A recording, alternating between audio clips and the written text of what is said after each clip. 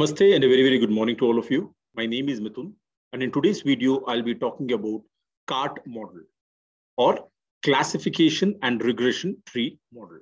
We will be looking at the benefits of building a classification and regression tree model using IBM SPSS.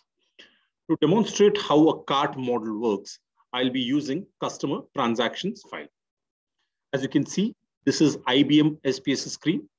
Let me choose the file menu. Go to recently used data.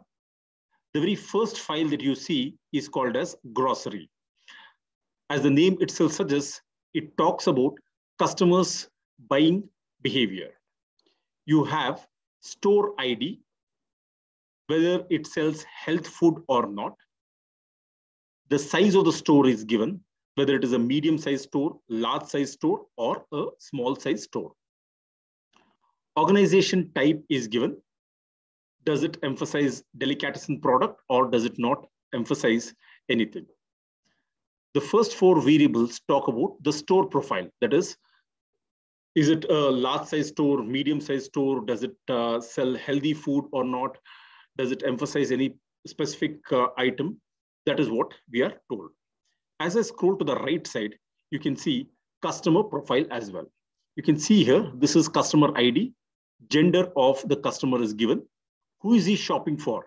Is he shopping for himself, or is he shopping for himself and family, or is he shopping for himself and spouse? These are the three categories in the variable shop for.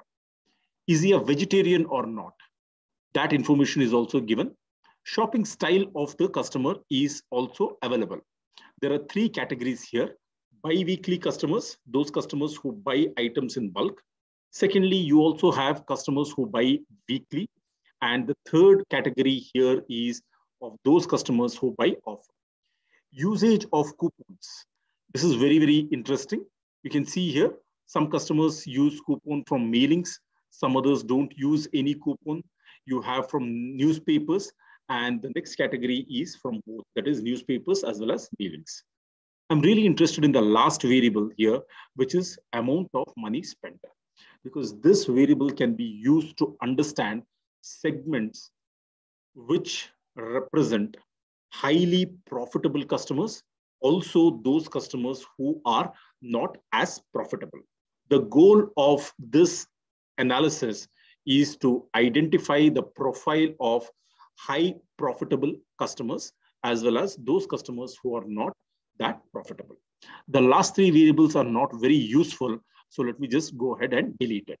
So the dependent variable in this analysis is amount of money spent, and I'll be using customers' demographic details, their buying behavior, as well as the store profile to understand and construct a profile of big spenders versus small spenders. Question here is, how do we get started with building a CART model? Very simple. We can go to Analyze menu. The first step, even before getting started with CART model, would be to understand what is the average spend. To understand what is the average spend, I'll go to Analyze, Descriptive Statistics, and choose the second option. The second option here is called as Descriptives. It simply gives me the summary statistics of the dependent variable, namely amount of money spent. Let me click on OK. You can see here in this table, it gives me N, which is the sample size, the minimum, maximum, mean, and standard deviation. The mean spend is $399.73. If I round it off, it becomes $400. So an average customer spends $400 while he is buying grocery items. Now, you may ask me, why is this important? This number is important because this is the baseline amount. Any customer who's spending over and above 400 can be called as a big spender. Any customer who's spending less than the baseline amount of $400 can be called as a small spender. So with this EDA, what I'll do is I'll go back to my source data. We are all set to start building a CART model. Let me go to the Analyze menu, choose the option Classify. There are a lot of options within this particular item. I will click on the fifth item from the top, which is called as tree. Let me click on this. A new dialog box opens up. It is asking me to specify the dependent variable and the set of independent variables. A cart model is an example of supervised learning technique. Therefore, you need to specify the dependent variable. Which is the dependent variable? Amount spent would be the dependent variable. I will ignore the variables store ID and customer ID. Apart from these two variables, all of the variables can be pushed into the independent variables list.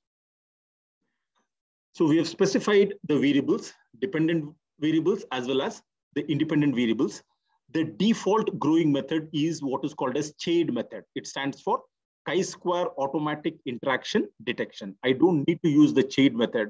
I will go to the CART method, CRT, which stands for classification and regression tree. One of the biggest advantages of using a CART method is that you can specify a scale dependent variable. You can also use a categorical dependent variable. It helps you, as the name itself suggests, classification and regression. It helps you in both types of problems. Whether you want to classify or you want to predict, you can use a classification and a regression tree model. It builds the tree based on what is called as the Gini's measure.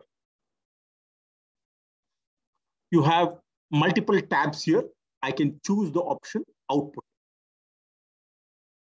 I will ignore tree statistics and plots. I will click on the option independent variable importance to the model. Let me show you in the background, you have many variables here. You have around 8 different variables. I can't make a decision with all these variables. I want to identify the key drivers of customer spend. What are the 3 most important variables which drive profitability? So a simple visual summary would help me, and therefore I'm clicking on the option independent variable importance to the model. You can also choose under the node performance what is called as mean. Let me click on continue. I think this is good enough for us to go ahead and build a cart model. With this, let me click on OK. This is the model summary table. It just gives me a high-level perspective about what is the dependent variable, what is the algorithm that I'm using, which is cart. The dependent variable is amount of money spent.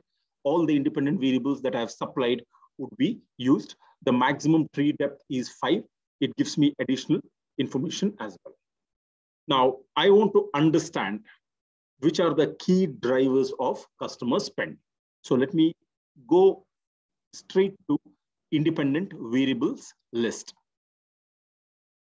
I'm not able to locate the independent variables list. Yes, this is the one. This is the chart which I was looking at. Independent variable importance. The longer the bar, higher the importance. Shorter the bar, lesser is its importance. From this, it is quite obvious that the most important variable which drives customer spend is who is he shopping for. Very, very important. Who is a customer shopping for? That is the most important variable as far as customer spend behavior is concerned. The second most important variable is gender, and the third most important variable is shopping style. So the 3 most important factors which drive profitability would be who are you spending for, what is your gender, and what is the shopping style. Usage of coupons is also important, but it is not as important as the top 3 variables. There are other variables like health food store, store organization, and vegetarian, which are not that important. To assess the overall quality of the model, you can look at what is called as the risk statistic. Lower the risk, higher the quality of the model. Higher the risk value, lower the quality of the model. With this, let me go to what is called as the tree diagram. Let me double click on this. And for better visibility, what I'll do is I'll increase the percentage from 100 to 200%. This helps me visualize the decision tree a lot better. The first node is what is called as the parent node. This is what is called as the parent node. Here we are summarizing the information of amount of money spent. You can see here the mean value is 399 point something, which can be rounded off to $400. This is what we saw even during the descriptive statistics. An average customer spends around $400. I'm interested in identifying those segments where customers spend more than $400. It gives me additional statistics like what is the standard deviation, sample size percentage, and the predicted value as well. When I look down, you can see here, right below the parent node, there is a variable called as who is a customer shopping for, right? So this is identified to be the most critical variable in driving customer spend. There are two branches here. The first branch is self and family. If a customer is shopping for self and family, look at the average spend. The average spend is $504. Compare this with the earlier number that we got, $400. 504 is greater than $400, which means that this is the first important segment that I will be focusing on. If a customer is shopping for self and family, he is the most profitable person. It can, gender does not play a role here because you don't see the variable gender appearing as of now. So who is he shopping for? If you're shopping for self and family, the profitability, the average spend is $504. Let me look at the second branch here. If a person is shopping for himself or for his spouse, the average amount is $363, which is less than the baseline spend of $400. They are not big spenders, but I can't make a decision based on this note. So let me scroll down and look at the customer's gender. Here, a customer could be either a male or a female. If you are a male, if you're a male customer who is shopping for himself or for your spouse, the average spend is $393. For male customers, the next important variable becomes usage of coupons. Here again, you have two different branches. Either you don't use coupons or you use coupons from newspapers. What is the average spend? The average spend is $378.63, which is again less than the baseline spend. So what do I infer about this particular profile? If you are shopping for yourself or for your spouse and the gender is male and you do not use coupons or you use coupons from newspapers, you are a less profitable customer because the spend is nearly $378, which is less than $400. What happens when you use coupons from mailings or you use coupons from mailings as well as newspapers? The average spend is $410, which is better than $400.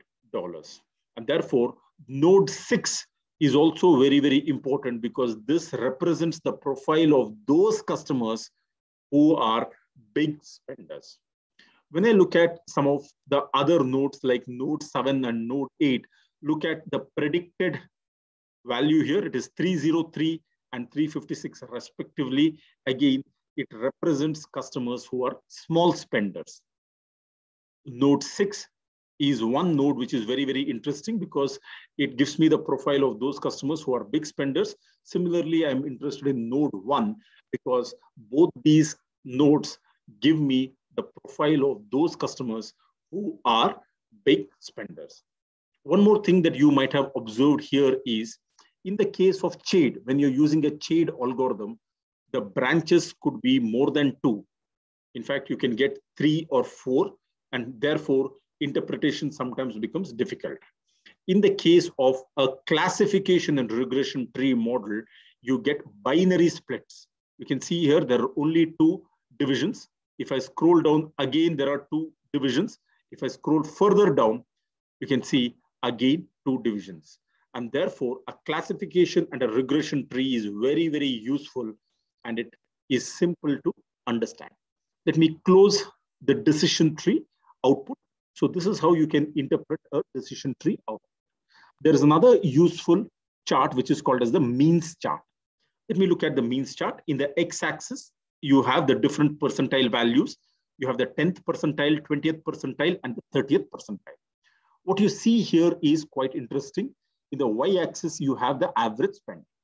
When you look at the 20th percentile, till about the 20th percentile, the average spend is around $500. But beyond the 20th percentile, this line starts dropping, which means that beyond the 20th percentile, the average spend is not as high. It continuously drops. In the industry, we mainly look at a cutoff of 30th percentile value. So even if you look at the 30th percentile or the top 3 buckets, you will be able to see a high spend. This is how you can interpret the means chart. There's one more small table here, which is called as gain summary for nodes. Let us look at the node level information. You have 4, 6, 5, and 8. 4, 6, 5, 8, and 7. This is each node. What is the sample size in each node that is given? And within this, the percent of people present in each node is also highlighted, and the average spend is given to you. If you consider the baseline spend as $400, you can see here node 4 is profitable because the average spend is greater than 400. Node 6 is also profitable because the average spend here is greater than 400. But when you look at 5, 8, and 7, node number 5, node number 8, and 7, the average spend is less than $400. It is 378, 356, and 303 respectively, which is clearly less than $400. So if I have to specifically focus my attention, I will be focusing my attention on node 4 and node 6. So this is how you can interpret a decision tree model. You can look at the means chart, the risk estimate, the predictor importance as well. One additional thing which I would like to talk about here is how do you save the predictions in the data set? Remember, we did not choose to create additional columns. If you want to create additional columns in the data set, how do you do that? You can go to dialog recall, choose the option decision tree. Here you see a tab which is called as save tab. Let me click on the option save. It is asking me to save variables. I can choose to save the terminal node number as well as the predicted amount, and then click on continue and say okay. The cart model will be run once again. But what is interesting here is when I look at the data set and scroll to the extreme right side, this is the original amount of money spent. You can see here the cart model has generated 2 additional columns. You can see here the first customer belongs to node number 6. The predicted amount spent is $409. So this is the actual amount of money spent. This is the predicted amount of money spent. The difference between the actual and the predicted value will give me the error. Lower the error, better the quality of the model. Higher the error, lower the quality of the model. When I glance through some of the initial cases, I can say that the errors are not very high. Yes, in the case of second customer, the actual amount is 383. The predicted value is 409.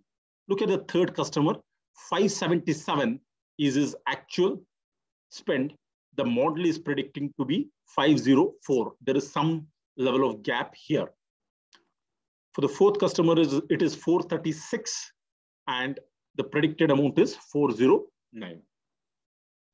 This is the node ID.